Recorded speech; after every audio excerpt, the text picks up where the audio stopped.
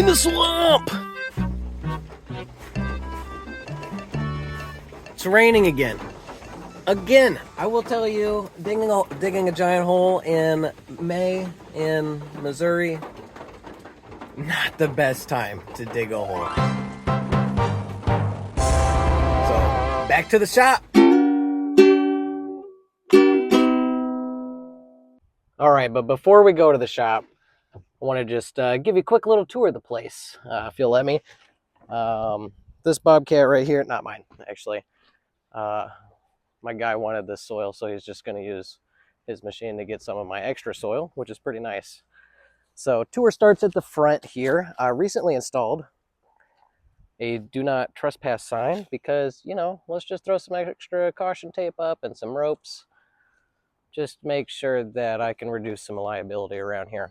So here in the front, you can see good old gas line still exposed.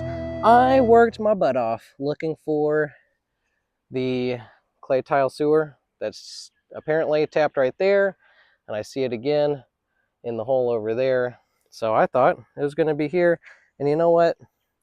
I'm just spinning my wheels for an inferior product. I think clay tile sewers get clogged up a lot. I've heard that a lot, actually. And so we're just going to tap this baby with the plastic and just get it right and straight from the start. So that's going to happen. Water is going to be a very similar sequence. I talked to my plumber this morning, and he said, really all I need to do as far as continuing to work over here, just put a sleeve, 8-inch and a 4-inch, for a 3-inch and a 1-inch sewer and water, respectively. So that's nice. I got a buddy coming over this weekend. We're going to work a lot here. I want to tell you all about floor panels in this video, but here's where we're at. I'm just continuing to earth form the edges right here, room for a sleeve. Next couple mornings, I'm going to continue to go all the way around, do something with the middle. Then we can start loading up blocks to save concrete, but also to get rid of these blocks because I don't know what else to do with them. They're from my last remodel that I did with my dad.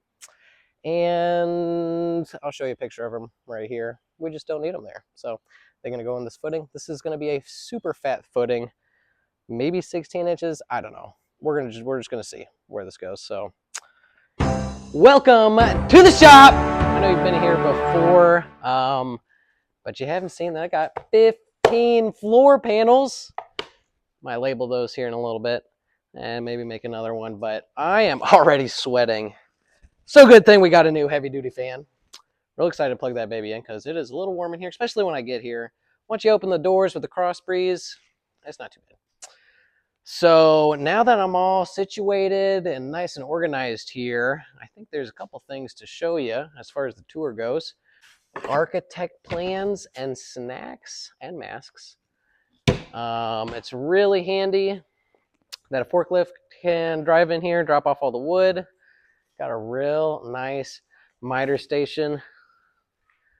Let me give you a little zoom with this.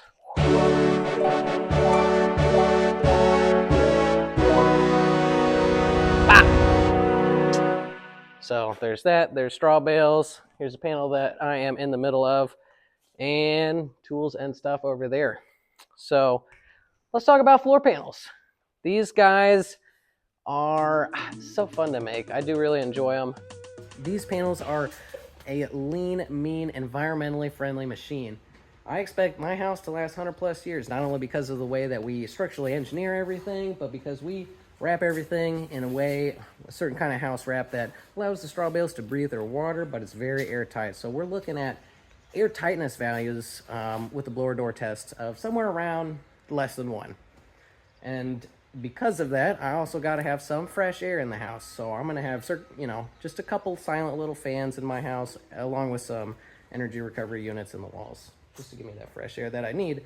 And what I'm doing with that fresh air is partially conditioning it in and out as it comes and goes. Unlike a lot of other houses that are just leaking like a sieve, and you get all the fresh air you need because all of your sweet, sweet, sweet paid for air conditioned air just goes right out the door. And I want mine to go in and out of exactly where I want it to. So That's another aspect of these kinds of houses. They're thermally massive as well, especially with some clay plaster, so that really holds the temperature of your conditioned air in for extra long. So, locally sourced, that's another cool freaking part. I just took some drone shots of our straw bale farmer harvesting straw bales. Just look at how sweet this film is. That's me. I'm there, right there in the little white van. Yeah, that was fun. I made a video for our building integrity channel, and I'll post the link to that downstairs in the description there. So, what other aspects about these houses are just freaking cool? Locally sourced, non-toxic. You know how many crazy chemicals I put in these guys? Like, I might put some diatomaceous earth in at some point, just for a backup reason. But other than that, none. I mean, have you seen how some fiberglass is made? That's crazy. Not only that, but very, very energy intensive. I like to use not only energy not intensive materials, but also stuff that sequesters the carbon from the atmosphere, as this straw is doing. So it's kind of funny to think of each house being having a harvest date. Like, when was your house made? Well, it was harvested in 24 and built in 25. Dude, I'm sweating so much now just standing here. So that's pretty much a good grasp on some of these floor panels.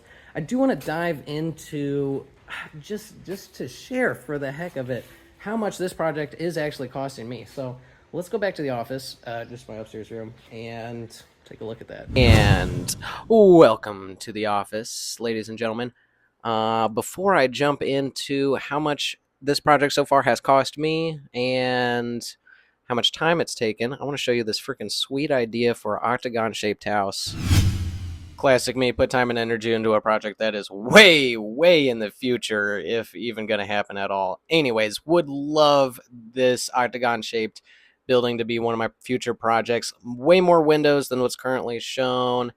Wraparound porch all the way around the outside. I mean, this thing could be so cool. That's about a 24-foot diameter on that guy. Straw bale panel, floors, walls, and roof. I want to make this into a little kit. So let's jump over to the numbers. This is actually a chart of how much time I've spent logged so far this year, starting 27 January of this year. And obviously this doesn't include the hundreds and thousands of hours I've spent thinking about this project over the last 10 years and how that's evolved and everything. But actual work hours, we're looking at 185.5. Probably not super accurate, but ballpark. So how much is this costing? Bottom of the screen here is each month I've spent money. So far, running total is $19,160.